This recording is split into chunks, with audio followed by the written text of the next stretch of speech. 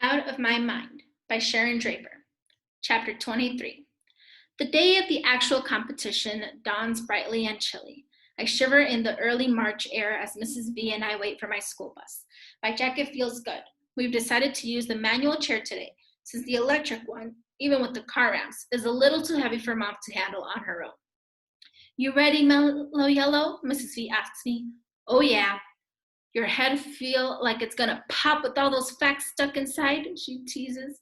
Oh yeah, I grin at her. You'll do fine. Better than fine. Dynamite. Possibly awesome, Mrs. V says. Oh yeah, I push again. We'll all be downtown in the audience cheering you on. And the team?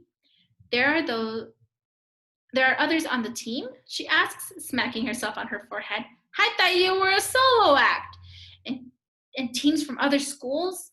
Don't worry, you're smarter than all of them put together. So we'll be cheering the loudest, your mom and dad and me and Penny. Do I look okay? Mrs. V looks me up and down. Like a television star, she replies. Your mom tucked an extra blouse in your bag just in case. Catherine knows what to do. I'm glad Catherine will be going with us, and I think Mr. Dimming is glad as well. Tell me the plan again. Your mom will pick you up from school, take you to get a bite to eat, and get you to the TV studio about 15 minutes before the rest of the contestants. Penny and your dad and I will meet you there. TV folks won't freak out when I show up. They are well prepared for you. Actually, it's possible a few reporters might be there and want to talk to you. Me? Why? Can't imagine why any news person would want to talk to somebody who can only talk through a machine. How boring. You're a wonderful human interest story. Other people might be interested in knowing more about you. They won't make fun of me. Just the thought of it makes my palms sweaty. Mrs. V takes my hand in hers. Not at all. They'll admire you, I'm sure.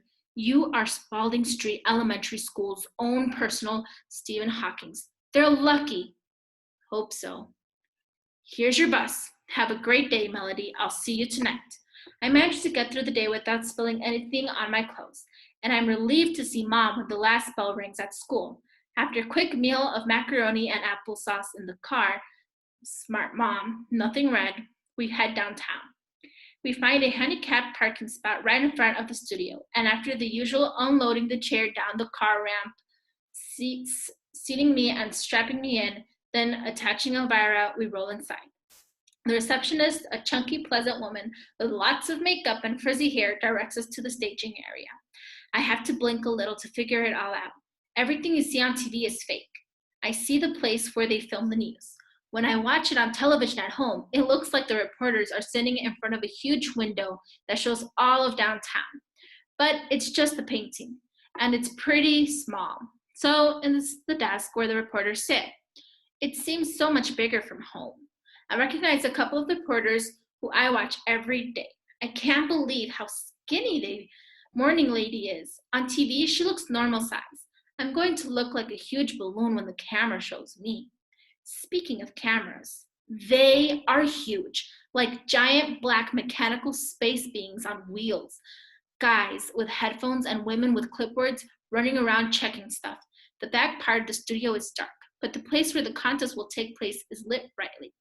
I can see where the teams will stand and the big buttons they'll push for the answers. In another room, behind all the cameras and the action, are the benches where the audience sits.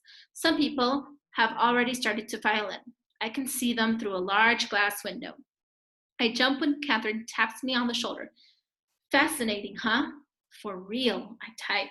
She and Mom chat a bit before a man wearing jeans and a Cincinnati Bengals sweatshirt approaches us.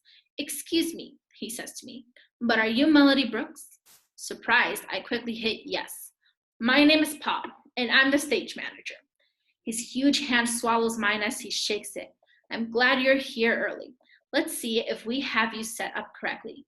We're really glad to have you participate. He spoke directly to me, not Mom or Catherine. I like him right away. We roll across the studio, careful to avoid cords and wires, and enter the area where the competition will take place. This is where the members of each team will stand, he explains. They each have 4 large buttons to push.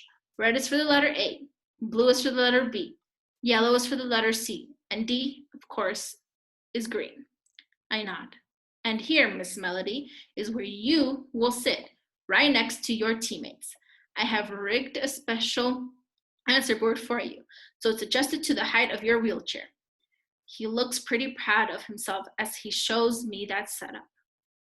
Wow, I type. That is perfect. How did you know? My son is in a wheelchair, he says with a shrug. I build stuff for Rusty all the time, but there's no way he could do what you are about to do. He kneels down so he can look me in the eye. Knock their socks off, champ. Rusty will be watching.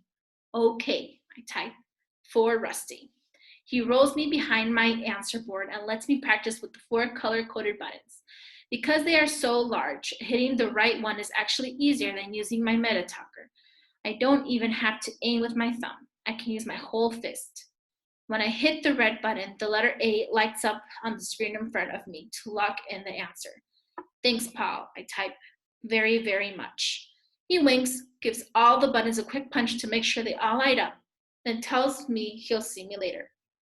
I can do this, I tell Mom and Catherine. I'm ready. The rest of our team starts to arrive. Connor, dressed in a black suit with the red tie, actually looks good. Rose, blushing and nervous, is wearing pale blue. Hi, Melody, she says. Are you scared?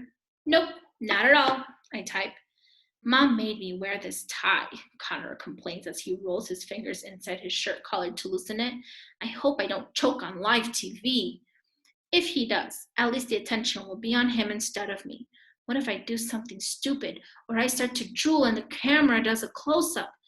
Amanda, Rodney, Molly, and Elena, the alternates, look a little sad as they wander around the studio. They won't get a chance to participate unless something happens to disqualify one of the 4 of us. I guess that includes Connor fainting or me convulsing. Are you okay? I hear Rose ask Amanda.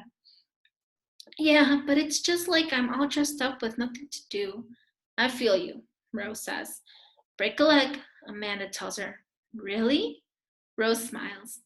That's what you're supposed to say for good luck, Amanda explains. I know, but look at it this way. At the finals in Washington, there are 6 people on the team, so that opens things up a little. So go out there and win. Will do. Claire and Molly make funny faces in front of the cameras, pretending they are on the air. Neither speaks to me. Look, Claire, Molly says, her voice for once in awe of something. You can see your reflection on that camera over there. Do I look okay? Claire asks, smoothing her dress. You look great, Molly assures her. You know, it really ought to be you up there instead of Melody, Claire says, loud enough for me to hear. Well, I'm ready if she messes up, Molly whispers back. I just shake my head and think, delete, delete, delete. No way am I letting their negativity mess me up. I have enough to worry about. Mr. Dimming hurries in then, wearing a brand new navy blue suit, a fresh white shirt, and a red vest and tie. The whole team cheers, and Connor gives him a high five. He buzzes around for a bit, like a nervous bumblebee. He checks on details, wishes us all good luck, then goes to sit in the observation area. No teachers are allowed near the students during the competition. Catherine is allowed to stand in the back behind the cameras, just in case I have an emergency. Other teams start to fill the studio as well. One team, from Green Hills Academy, is all dressed in Kelly green sweaters. Not a bad idea, but the sweaters are ugly. Another team, from Crown Elementary, is wearing little fake crowns on their heads. That seems to me a little over the top. Our team hasn't done anything special. They don't need to. They have me.